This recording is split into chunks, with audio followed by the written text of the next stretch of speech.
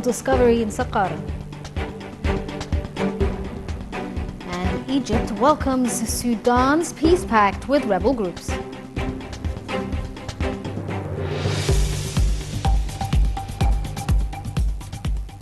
Welcome back. President Abdel Fattah al-Sisi stressed the state's keenness on developing a judiciary system in order to alleviate pressure on the citizens, especially in the framework of the state's strategy of digitalization.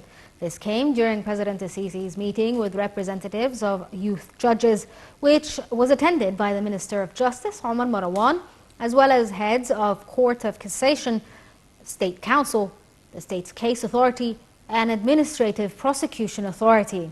Presidential spokesman Bassem Radi said that the meeting tackled several issues and an open conversation with the president on the current local and foreign affairs. For their part, the attending judges expressed appreciation for the state efforts aimed at enhancing the judiciary system. For his part, Justice Minister stressed that the judicial authority is keen on devoting its efforts for boosting the country's path towards development.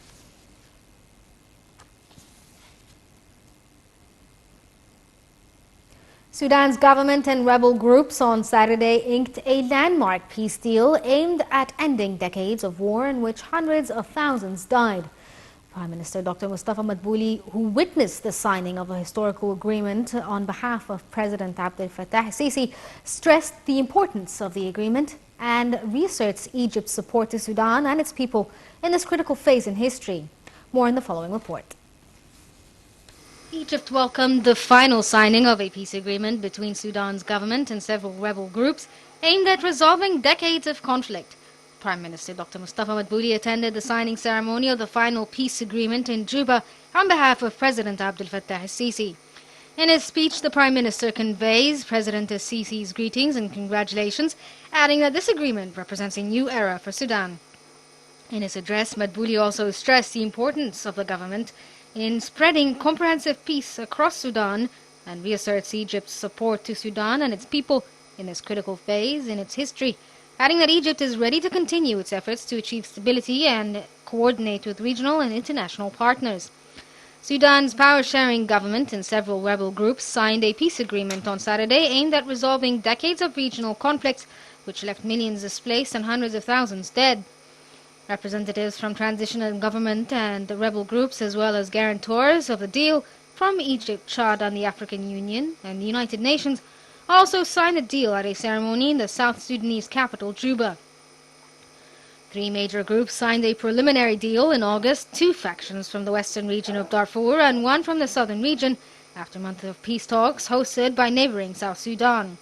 The South Sudanese chief mediator said ahead of Saturday's ceremony in Juba that the goal is to sign deals with all armed groups. Sudan's new civilian and military leaders, who have shared power since then, say ending conflict is a top priority to help bring democracy and peace to a country in crisis. The agreement covers key issues concerning security, land ownership, transitional justice, power sharing, and the return of people who fled their homes because of fighting.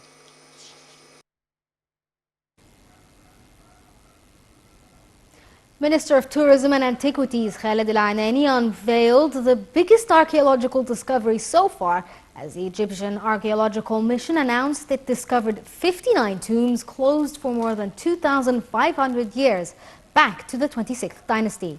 The story. An Egyptian archaeological mission uncovered a large collection of intact and sealed coffins that are still buried deep in ground, which all have been closed for more than 2,500 years at Saqqara Necropolis. In a press conference held on Saturday in Saqqara Necropolis, Minister of Tourism and Antiquities Khaled al-Anani opened one of the pharaonic coffins that was discovered in the ancient Saqqara area in front of 60 ambassadors and media representatives. The Minister of Antiquities said an Egyptian mission started re-excavating the site 2 months ago and succeeded to uncover burial shafts 11 meters deep where there were more than 13 anthropoid intact and sealed coffins. More excavation revealed 2 more shafts 10 and 12 meters deep filled with a large number of intact and sealed coffins. In addition, al-Anani stated that the coffins will be transferred to the Grand Egyptian Museum.